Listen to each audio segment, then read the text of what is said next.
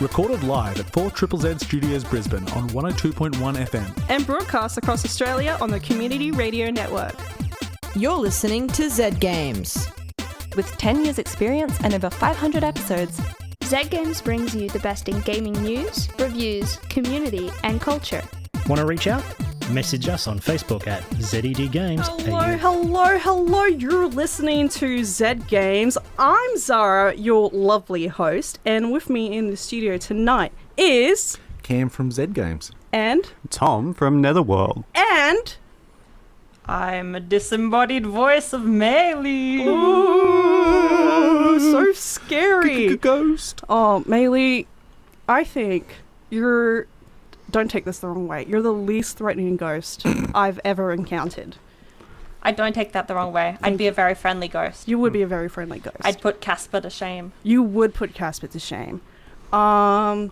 We've got a very exciting episode for you all tonight. So, probably wondering why we have Tom from Netherworld in here.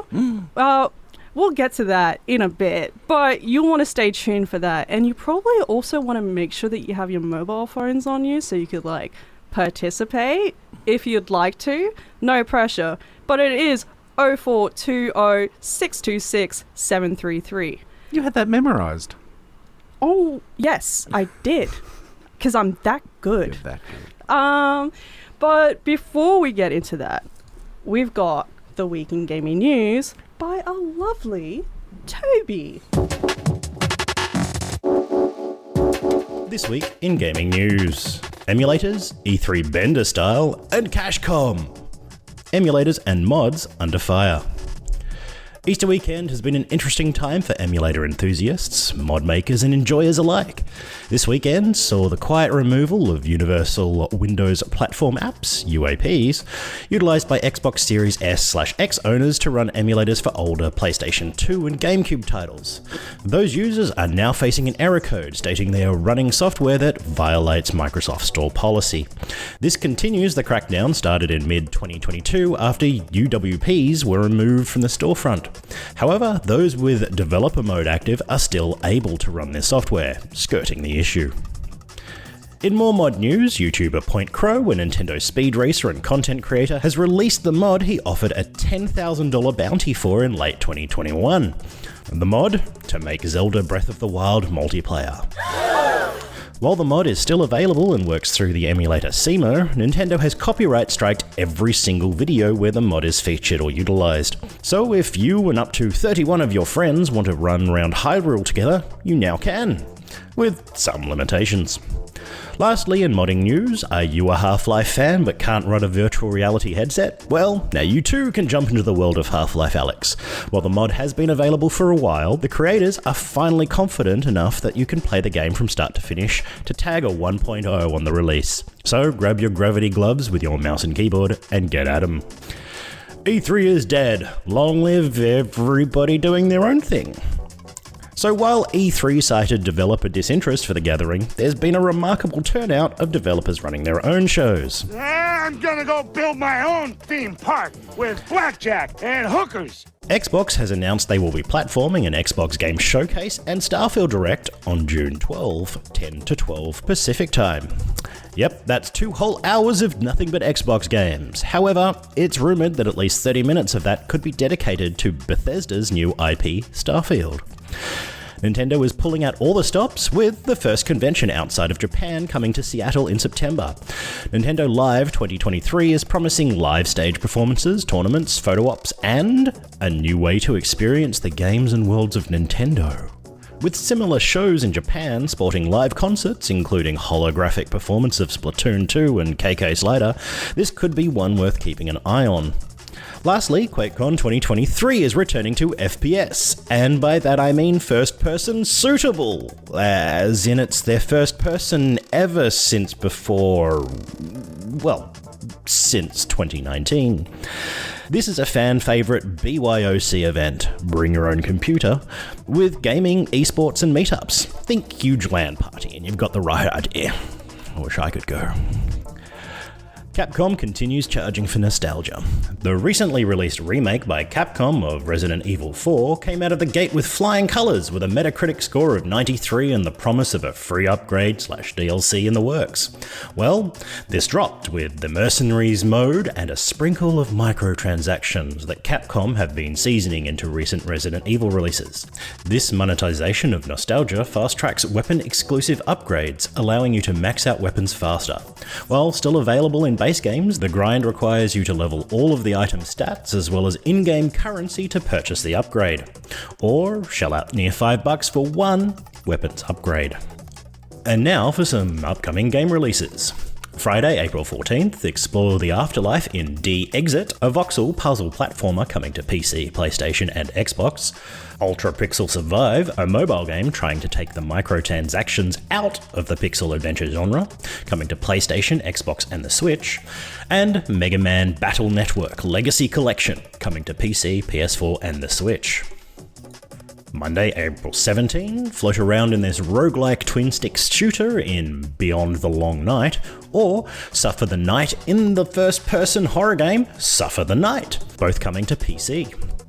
Tuesday, April 18, delve into the tactical roguelike Desktop Dungeons Rewind, coming to PC. Put on your boxing gloves and dance shoes to get your beat on in the rhythm-based fighter God of Rock. Race with your favourite Disney or Pixar character in Disney Speedstorm, or you could play Minecraft Legends, all coming to PC, PlayStation, Xbox and the Switch. Wednesday 19th, Final Fantasy 1-6 Pixel Remasters and its collection, all coming to PS4 and the Switch.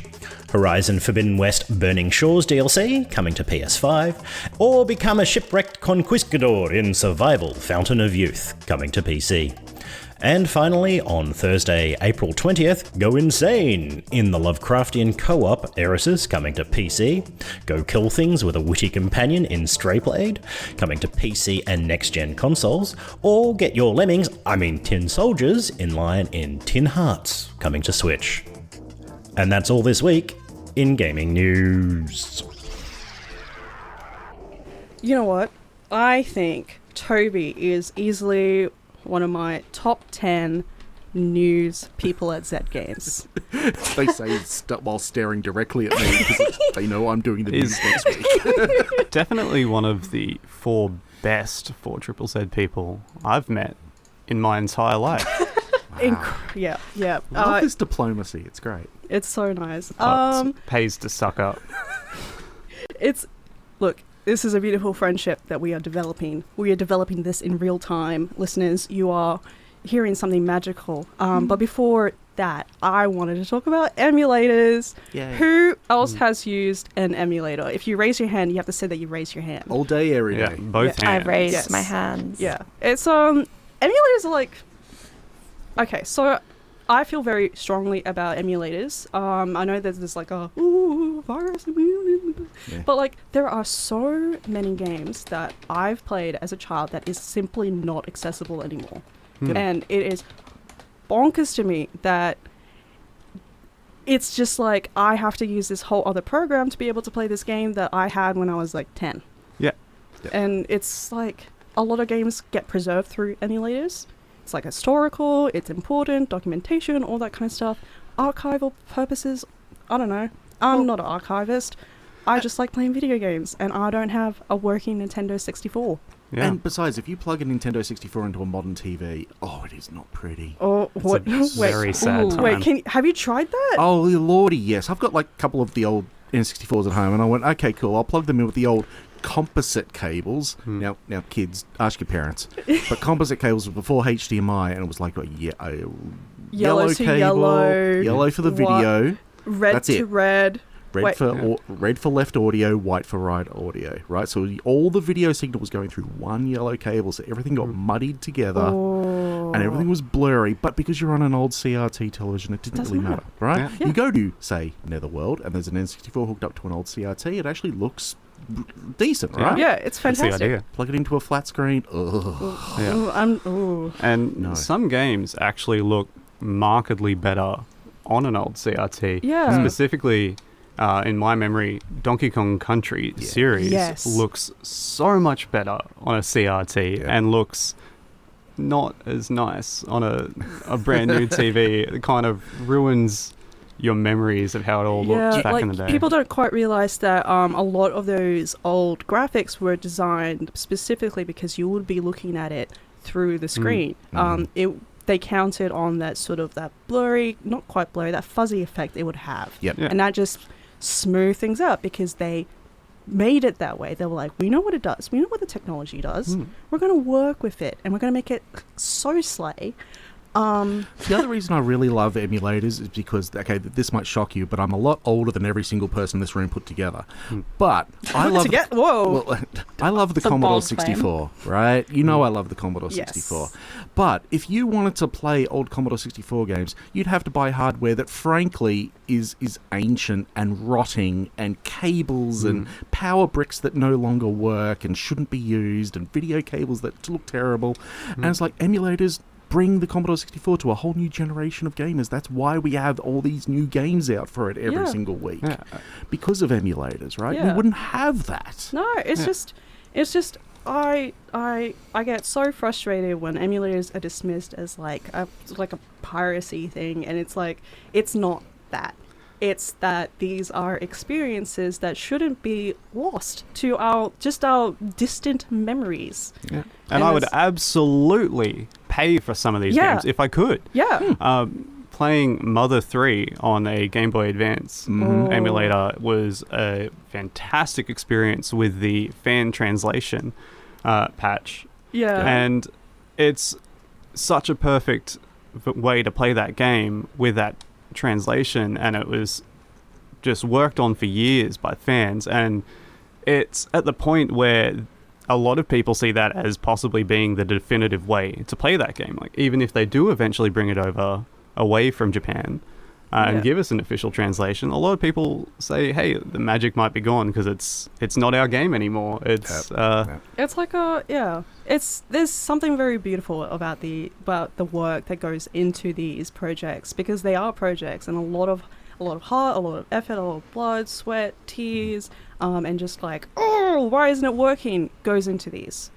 I would love to talk more about this, but we do have to move on. I sort of teased a little bit of like a something happening here, and the something happening here is Zed Games and Netherworld are teaming up next week Thursday. That is the 20th of April. Yes, 420. Remember that. Nice. We will be at Netherworld from 6:30 to whenever it ends, and we are going to have an amazing trivia night. We're going to go through the decades. We've got 4 rounds. Sign up with a team. The teams caps out at 8 people. If you need more people than that, then I don't know what to do about that. But you will figure it out. It's a you problem. Yeah, I believe in you, listeners. And it's just going to be a super fun night. Zed Games and Netherworld will be working together to present this, because this is a beautiful friendship, and it is only it's like the flowers and bees and the ocean and the beach and the sky and the clouds, and somebody help me out here. Peanut butter and more peanut butter. Sonic and Tails. Yes. Thank you, Tom. Finally, someone who understands. Sonic and Shadow, and Sonic and Knuckles, and Sonic and everyone. I know. I know you're all really on the Sonic train, but like Mario and Luigi seems like a better. Who? Well, wow. They're like French guys. What? Oh, is this from the new movie? The epic sibling. The epic siblings. Do you need to lie down? Like, are you good? Let's do some trivia. Don't worry about that. That sounds good. So just to recap, next week, Thursday, 6:30 p.m. start time. That is the 20th of April, trivia night at Netherworld. Zed Games will be there. Netherworld will also be there. And there are a ton of prizes lined up. We've got stuff like game codes and gift vouchers. You know, normal things that are gifts, prizes at trivia. I'm clearly We've got not the everything trivia. you could want. I'm clearly not the trivia expert. But do you know who is a trivia expert? Larry Emder. No. I'll take your word for that. You've ruined my flow. Sorry. Shh. Our trivia expert is actually Tom here, and you are about to lead us on a little bit of a trivia round. I am. An expert is very generous for what I do. Compared to us, you are basically a NASA scientist in trivia. Yeah, fake it till you make it. Yeah. I definitely did not come up with these last night. And I definitely did not have to double check my answers over and over again to make sure I didn't make a fool of myself. No, you're just very thorough. Yeah. I just do want to point out to listeners, if you're listening live, feel free to text in at 0420 626 733 with your answers. There's no prizes for it, but sometimes it's just nice to know things. Alrighty, Tom, take it away. All right, the first question I have is, well, we just heard a song from the movie Tetris, so here's a question about Tetris. Now, in a game of Tetris, what is it called when a player uses a line piece to clear 4 lines in a row at once? Yes? Tetris. My answer is a good move. Yeah, there's that. Maylee? Wipeout. Wipeout? Ooh, that's a good one. Yep. All right. There's definitely some special editions of Tetris that plays Wipeout when you get 4 in a row. Oh, really? No. Oh. You could have just lied to us. Trick me. No, I can't do that. The answer is yes, Tetris. Oh, good Named work, after getting 4 lines in a row. Yeah. Right, okay. Cool. All right, nice. And so the next one, because we will be going into both console and PC games during our trivia contest. This one is for the PC players. In the series The Sims, what is the main cash currency? Simoleons. How? I'll accept simoleons because the answer is simoleons. Yes! Yes! My sisters, I do it for you! Woo! Yep. All right. All right, so, and the last one, this one's a little bit longer. It's a little bit, it's, you guys got it. Don't look at my answers. No, I can't read. I'm closing my eyes. Yeah. In Lilac Wars, also known as Star Fox 64 for the Nintendo 64, and Star Wing on the Super Nintendo, you play as a member of the Space Mercenary Team Star Fox. Name the 4 pilots of Team Star Fox. Bonus points if you get their last names as well. Yeah, one of them's a gimme. Fox McCloud. Yeah, is one. Of course. Froppy? Slippy. Slippy. Yeah, Slippy. What's do you know Slippy's last name?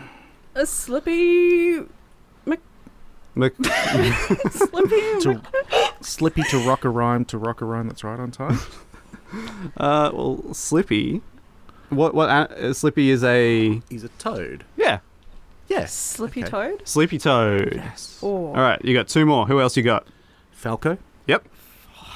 Freaking loved and hated Falco. Oh, he's the coolest one. Grumpy dude. So grumpy, but also the coolest. Yeah. Yeah. You help him out, and he's like, "Get off my back." I'm like, I hate you. Nice. You're so cool. For those out there who played Star Fox Adventures on the GameCube, all 3 Falco has a fantastic last-minute appearance in that game.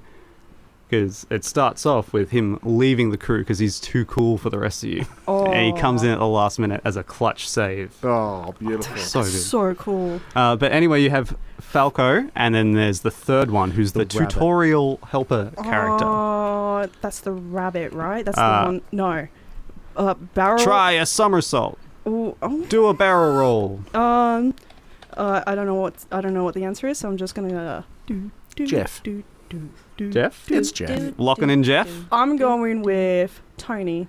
That is incorrect. Oh, drats. It is Peppy Hare. Peppy! I'm dying. I'm so embarrassed. And sorry to go back, but we didn't get Falco's last name. It is not an animal. He's named after a man. We found this out today when I double-checked my answers. After a man? Like a man. Can we have a hint as to who this man might be? If I tell you his name, you will get the answer. Yes. Falco Zappa. Falco Zappa. That's good.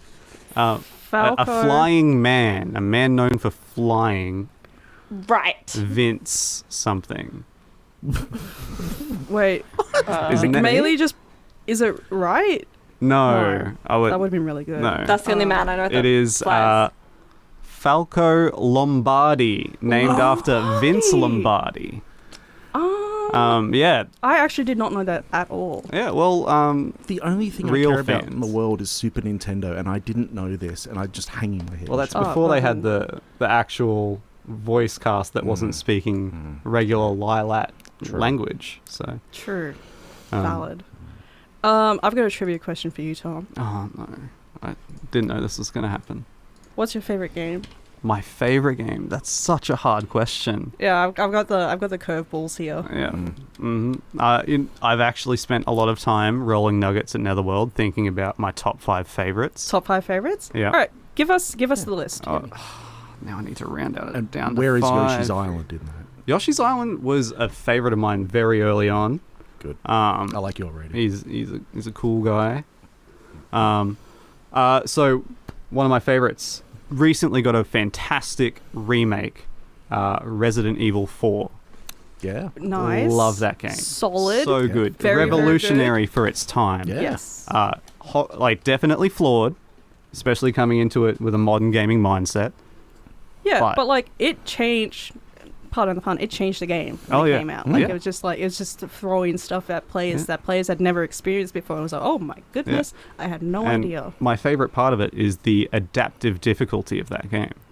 If you are losing a lot, if you are dying constantly, and you are low on ammo, the game will give you the better random ammo pickups. When you break open a crate, instead of 5 handgun bullets, they might give you 15. They might give you 20. You might get random headshot criticals. And when you're playing too well, it dials up the difficulty. So you're always struggling a little bit. I do remember that being a thing in the Left 4 Dead games where, if you're struggling, the game was sort of like, all right, we'll just sort of dial back things a little bit. But if you're doing really well, it's like, I'm just going to throw horde after horde after horde after you, and you're going to just have to deal with it because you're good at the game. And at some point I was good at the game and then didn't anymore. What's another favorite game of yours? I am a big Donkey Kong Country fan. Yes. Specifically Donkey Kong Country 2. Amazing. The hardest one, it's the edgiest one. You're in the villain's base. You're on Kremlin Island. Yep. It's so you're like, ooh. Very oppressive atmosphere. And Diddy Kong is cool as hell. Yeah, absolutely. Yeah. Dixie was great. Yeah. I didn't play much of it because I actually kind of got scared a little bit. It sort of spooked me a little. Something about the atmosphere was just like, oh, okay. When you play the level where you're in a giant beehive and you get stuck in the honey, and that's a spooky moment. Okay, so unfortunately we can't get through the entire list. But so you're listening to Zed Games, is that it? You're listening to Zed Games. You're listening to Zed Games. Hello, you're listening to Zed Games. You're listening to Zed Games. You're listening to Zed Games. You're listening to Zed Games. You're listening to Zed Games. You're listening to Zed Games. You're listening to Zed Games. You're listening to Zed Games. Perfect. Thank you. My name is Zahra, and with me in the studio tonight is Cam, Tom, and Maylee. Say hello. Hello. Hi. Howdy. I got you that time. Yeah. And we are about to play a lightning game of Kiss, Marry, Kill. So if you all have opinions, share them with us. First things first. All right, everyone's going with their gut feelings, all right? I don't want people thinking about this. That's not the point of it. I want you to just be like, okay, I know who I know. You know. Yep. Okay. Yep. So, first things first. Sephiroth. Kiss. Kill. Wait, I need the rest. I need to compare. Oh, are we just giving them one of the 3? We're picking one. No, you know what? Okay. 3. I can't. Okay, I got it. All right. So Sephiroth, Ganon, and Donkey Kong. Marry Donkey Kong, kill Ganon because you have to destroy Yeah. Ganon, and kiss Sephiroth because they're I just very agree. pretty. He is very pretty. Yeah, you don't That's want a to good be choice. smooching DK. He's got that banana breath. Oh, and like, I don't think he's going to. I love Donkey Kong so much, but I don't think he's someone I want to smooch. I think he's someone that I want to hang out with. Yeah. Okay, following on from that, we've got Aloy, Mega Man, and Fox McCloud. Marrying Mega Man. Okay. Yes. Yeah. Is a human multi-tool. Mm-hmm. Yeah. That'd be useful. And the relationship can evolve over time as Mega Man changes different attacks. True. And he Very can long true. term. He can slide. Mm-hmm. He can jump. Yep. Slide, he can jump, blaster. He can shoot. Yeah. Yeah. Yep. Got it all. Aloy's pretty cool. I'll give her a little smooch. Yeah. Give it a little I mean- smooch. I mean, Rest in peace, McLeod. And Fox he'd put up a good fight. he would. And I think it would be like a respectful kill, like as like as comrades. You'd be like, okay, this is how we sort of gain each other's respect. We kill each other. I would take Fox McCloud in the back of my ute, go out to somewhere with a nice view, treat it to a thing, and then just shoot it in the back of the head. Yeah. And it would change the melee scene forever. Okay. All right. Okay. Next up, GLaDOS from Portal. Kiss. Straight away. Mario, full name. And Luigi. Oh. Yep. I'm gonna smooch Oh GLaDOS. no. Because she doesn't have a mustache. True. I wanna kiss GLaDOS so I can marry Luigi, but I can't marry Luigi if I killed his brother. He would never forgive me.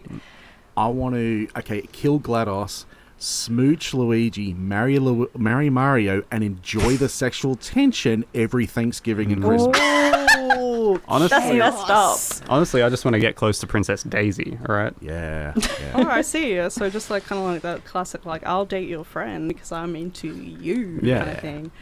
All right.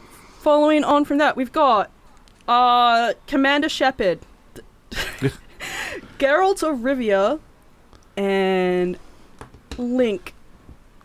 Which Link? We're gonna go with Ocarina of Time. No, sorry. Yes, that's the one I'm thinking. Yep. Yes. Teenager. Yes. Link. Yep. Yeah. Cool. I thought for a moment I said Majora's Mask. I was like, no. Not that one. No. Unless it's Fierce Deity Link. No, we're going with Ocarina of Time. Yeah. Cool. All right. And Commander Shepard and Geralt. Well, the two voice actors for Shepard give very different performances. True. If it's Jen Hale, Fem Shep, absolutely. The guy kind of sounds like a robot. You know what? You're right. No, you know what? I'm going to say it's the guy Shepard. Okay. No. Just to make things a little tricky. Yes. All right, so I got You're Geralt cruel. Rivia, the guy Shepard, and sorry, who else did I say? Link, Ocarina of Time. Mm-hmm. Okay. Well, I'm definitely smooching Geralt of Rivia because that hot tub scene I see all the time. Come on, Yes, you can't go yes. past that. Yeah. Yeah. I do not want to be romantically involved with Link. There's too much competition in Ocarina of Time. You're right, yeah. He's got Princess Ruto, Princess Zelda, and Malon from Lon Lon Ranch. I can't compete with Malon. She's the right pick, honestly. Do you want to end up in Zelda fan fiction for the rest of your life? You don't need this tension. No, you're right, yeah. So I'm assuming that Commander Shepard is unfortunately Begrudgingly. Yeah. flushed down the toilet. Yeah. Ooh, He was sucks. Renegade anyway. Well, yeah. That is... Now I know so much about you all, and I definitely won't use this for future blackmail. My name is Zahra, and with me in the studio tonight is Cameron and... Tom. And... Well, I'm not really in the studio with you, am I? Okay. My name's Maylee, though. Coming from outside the studio, from an unknown location, is the disembodied voice of Maylee. And we actually, it's coming up to the end of the night for us. It's about time for us to say goodbye. But first, just to like, in case you all missed it, next week Thursday, that is the 20th April at 6:30 p.m. is Netherworld Zed Games Trivia Night. It is a beautiful union where we're going to be like besties forever and everyone's going to have a fun time. There are a ton of prizes, tons of good vibes. It's going to be super fun, hectic, and just a little bit silly, which is just kind of how we do things. You can find Zed Games and Netherworld on socials, or you can just turn up. So just a reminder, 20th of April, 6:30 p.m. at Netherworld. Be there, or be square. I was trying to come up with like some sort of like be Minecraft. Sharp. Or be sharp. Be sharp. Or be flat.